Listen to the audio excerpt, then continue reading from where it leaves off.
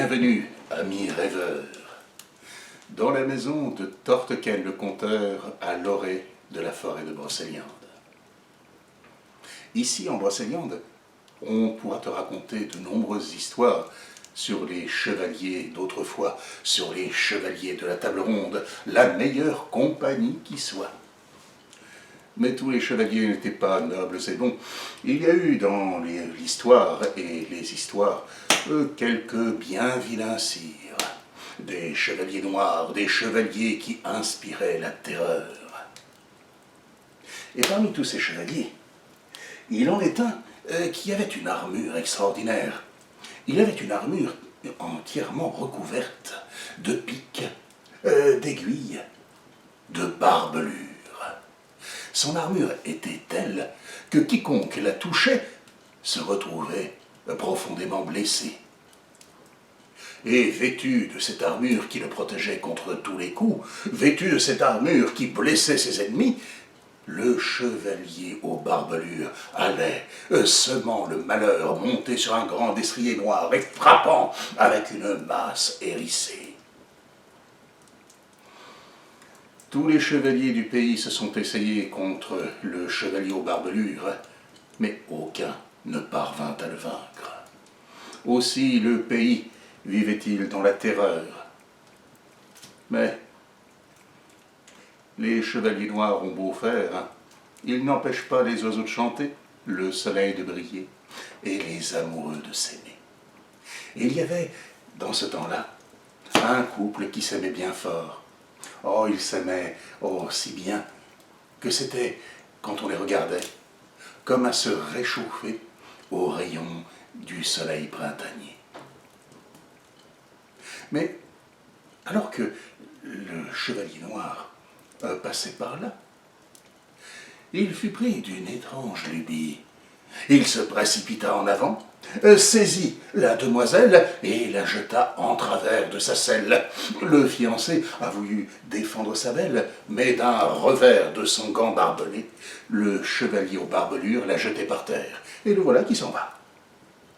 Le fiancé s'en va au château du roi, et se jetant au pied du trône, il dit « Sire roi, s'il vous plaît, envoyez l'un de vos chevaliers pour délivrer ma belle, enlevée par le chevalier aux barbelures. » Mais quand il dit ces mots, tous les chevaliers présents baissent la tête, et le roi lui-même fait grise mine. Hélas, je n'ai personne à envoyer, car aucun de mes chevaliers jamais ne parvint à vaincre ce triste sire. Mais toi, qui es porté par ton amour, peut-être aurais-tu ta chance. Si tu acceptes d'affronter le chevalier aux barbelures, je ferai de toi un chevalier. Je te vêtirai de mailles claires, je t'armerai d'une épée de bon droit, d'un bouclier de justice. Et le jeune homme accepta. Et vêtu comme un chevalier, portant l'épée du bon droit et le bouclier de justice, il s'en alla pour défier le chevalier noir en sa tour.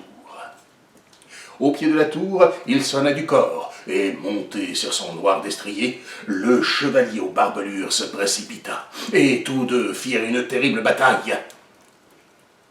Mais, si solide que fut le bouclier de justice, il était ébranlé par les coups de masse, et si aigu était le fil de l'épée de bon droit, elle ne trouvait pas son chemin dans les épines et les barbelures.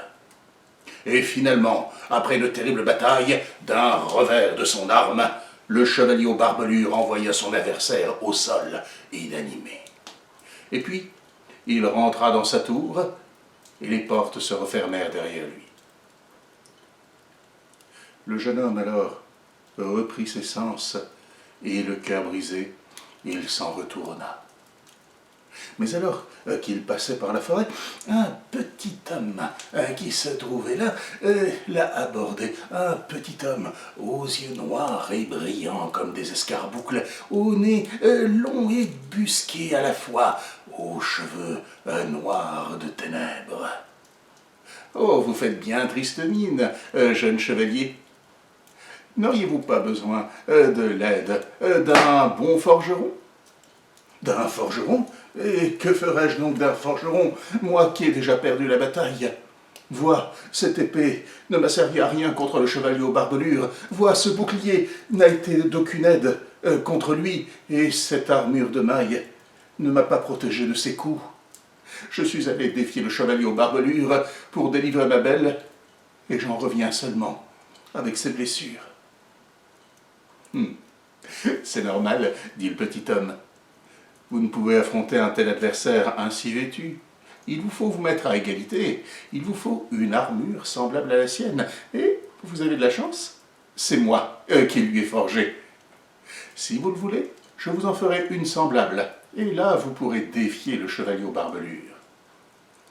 Et le jeune homme, pris d'un nouvel espoir, accepta, et le petit homme aux yeux brillants l'entraîna jusqu'à une caverne, et dans les profondeurs de la terre, il y avait une forge où le feu bien vif éclairait toutes les parois de lueur fauve. Et là, dans les profondeurs de la terre, le petit homme aux yeux brillants forgea, frappa, et conçut en un rien de temps une armure de plaques noires dont il recouvrit entièrement le jeune homme. Mais les plaques étaient complètement lisses. Le jeune homme s'en étonna. « Tu m'as fait là une bien solide armure, mais où sont donc les barbelures ?»« Ah, pour cela, il vous faut faire vous-même le dernier acte. Sortez donc de ma caverne et marchez tout droit. Vous trouverez un grand buisson de ronces, et au centre de ce buisson de ronces, vous trouverez une rose. Cueillez cette rose, et l'armure sera prête. » Alors le jeune homme sortit, trouva le buisson, vit la rose éclairée par un rayon de soleil, et il s'avança, mais le roncier était épais, et les épines étaient à la fois souples et résistantes, et il avait beau tirer, pousser, malgré la protection de l'armure de plaque, il ne parvenait pas à faire son chemin dans le roncier. À force tirant, poussant, non, il parvint à se frayer un chemin. Et quand tout épuisé, il parvint à porter de la fleur, il tendit la main et saisit celle-ci. Mais alors, les dernières épines se plantèrent à travers le cuir du gantelet, et le sang se mit à couler. Et quand le sang tomba depuis la main du jeune homme sur les plaques de l'armure, voilà que celles-ci se couvrirent d'épines et de barbelures. En un rien de temps, l'armure était entièrement couverte, et la rose, qui jusque-là était rouge, devint d'un noir de nuit. Et tandis que la rose noircissait, le jeune homme sentait monter en lui une terrible colère. Et rempli de cette rage, il s'en alla jusqu'à la caverne, et le petit homme aux yeux brillants lui remit un noir destrier, une monture pour le porter, et une masse noire. Et c'est ainsi armé que le jeune homme s'en retourna à la tour, et il défia à nouveau le chevalier aux barbelures. Et le chevalier aux barbelures jaillit, et cette fois-ci la bataille fut homérique. On se battit tellement fort que, à 10 lieues, on entendait comme au loin les échos d'un orage, mais c'était l'acier qui frappait contre l'acier. On entendait au loin la clameur des chevaux, on entendait le hurlement des hommes remplis de rage et qui se battaient et se battaient et se battaient. Et finalement, le jeune chevalier leva la masse qu'il avait à la main et frappa. Et cette fois-ci, le coup passa toute protection, passa la garde du chevalier aux barbelures et frappa le aume de celui-ci, tellement fort qu'il fut arraché des épaules. Et quelle ne fut la surprise du jeune homme quand il vit qu'il n'y avait rien. Le casque était vide. L'armure ne contenait rien. Elle s'est tombée en morceaux, et le cheval s'est enfui, tandis que l'armure se racornissait sur le sol. Le jeune homme, alors, se précipita jusque dans la tour. Il passa toutes les portes, il grimpa tous les escaliers en courant, et arrivé à la chambre où se trouvait enfermée la belle, il ouvrit la porte et ne vit plus rien. C'est que lorsqu'il a franchi celle-ci, la demoiselle lui a jeté dessus un drap. Et, aveuglé à un court instant, notre jeune homme est resté là, arrachant le tissu, et il vit la demoiselle qui courait déjà dans la cour du petit château. Alors il voulut l'appeler. « Ma belle, c'est moi, votre fiancé !» Mais alors qu'il essayait de parler, voilà qu'il entendit, comme un rugissement, comme un grondement, c'est que sa voix, transformée par les échos du casque d'acier, devenait comme le feulement d'une bête féroce. Alors il voulut ouvrir le haume, il voulut l'arracher, mais quand il posa la main sur le fermoir, il dut la retirer. Des épines avaient poussé dessus. Il était impossible d'ouvrir le haume. Il était impossible de retirer l'armure sans se déchirer complètement. Alors, il se précipita sur les chemins. Il vit un groupe de paysans et il voulut les appeler au secours. Mais quand ils virent celui qui les appelait, les paysans se mirent à s'enfuir en disant « Oh, à l'aide! Le chevalier aux barbelures est derrière nous !» 2 chevaliers passaient sur la route, et aussi notre jeune homme voulut les appeler. Mais quand ils le virent, les 2 chevaliers sortirent leurs épées et chargèrent. Et il dut, pour sauver sa vie, se battre. Et il fut pris d'une telle rage que sa masse s'abattit sur les 2 hommes et les jeta au sol, inanimés.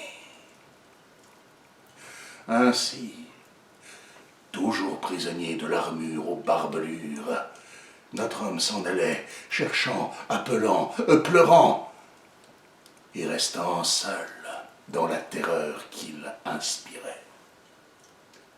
Et toujours la colère qui sourdait en lui grandissait, et toujours il se sentait plus malheureux, et toujours il se sentait plus vide, comme si, lentement, il ne restait plus dans l'armure qu'une terrible colère. Une année passa, une année de calvaire.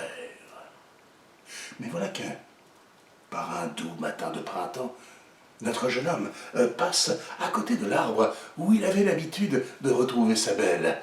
Et elle était là. Elle avait dressé une croix, et sur cette croix, elle avait posé des guirlandes de fleurs, et pleurait et priait si profondément qu'elle n'entendit pas l'avance du jeune homme.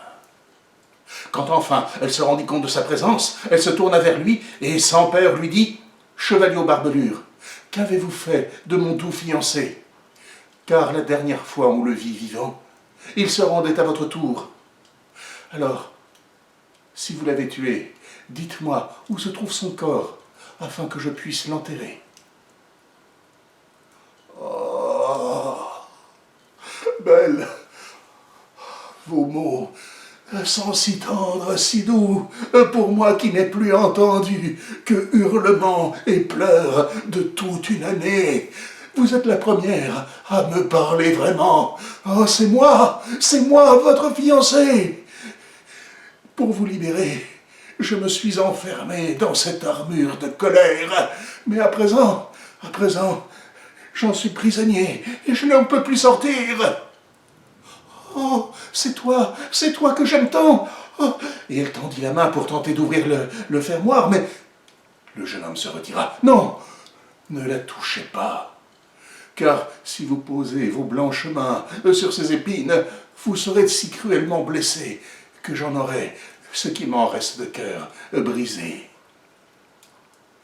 Mais, le visage rempli de résolution, la demoiselle avança la main, et quand elle toucha les épines, elle laissa celle-ci pénétrer sa peau, traverser sa chair, et finalement, elle atteignit le fermoir et l'ouvrit. Alors, l'armure se mit à brunir, les épines se mirent à se racornir, et en un rien de temps, les plaques sont tombées comme coquilles de vieilles noix autour du jeune homme. Et quand il fut entièrement libéré, il prit entre ses bras celle qu'il aimait si tendrement. Et ils se dirent tout leur amour, tout leur chagrin, toute leur peine qui venait enfin de prendre fin. Ils se dirent toutes ces tendres choses que l'on se dit quand deux cœurs qui s'aiment vraiment se retrouvent enfin. Et ils s'en allèrent. Oh, pour ce genre d'histoire, vous savez qu'il y a une conclusion, n'est-ce pas? Oui, celle-là. Ils se marièrent, vécurent heureux, et ils eurent beaucoup d'enfants. Et quant au jeune homme, eh bien, il est resté chevalier. Il a repris l'épée de bon droit, le bouclier de justice.